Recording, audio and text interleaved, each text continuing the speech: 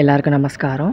அகிலாண்டேஸ்வரி வாரப்பதிகம் அப்படிங்கிற ஸ்லோகத்தோட வரிசையில் இன்றைக்கி நம்ம வியாழக்கிழமை சொல்ல வேண்டிய ஸ்லோகத்தை பார்க்கலாம்.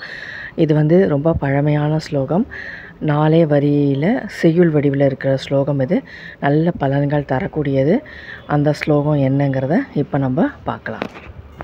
ஒருவாய் அமுதை முருகனுக்கு ஊட்டி மற்றொன்றை முன்னூன் பெருவாயில் ஊட்டி மகிழ்கின்ற போது பிதிரும் அன்னம் தருவாய் என காத்து நிற்கும் இவ்வேழை தவ பயன் போல் குருவாரம் தன்னில் வருவாய் சிவயோக கோகிலமே.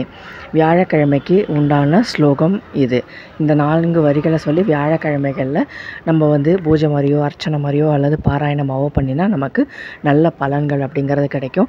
இதில் முருகன் பிள்ளையார் இதெல்லாம் கூட நமக்கு சொல்லியிருக்கா. அதனால் இந்த ஸ்லோகம் ரொம்ப நல்ல பலன்கள் தரக்கூடிய ஸ்லோகம். இது வியாழக்கிழமை தோறும் இதை சொன்னால் ரொம்ப நல்லது.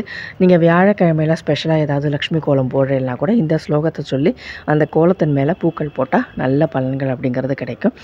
கண்டிப்பாக நீங்கள் எல்லோரும் அதை பிரயோகப்படுத்தி பாருங்கள். இன்றைக்கி இந்த தகவல் உங்களுக்கெல்லாம் பயனுள்ளதாக இருக்கும்னு நினைக்கிறேன்.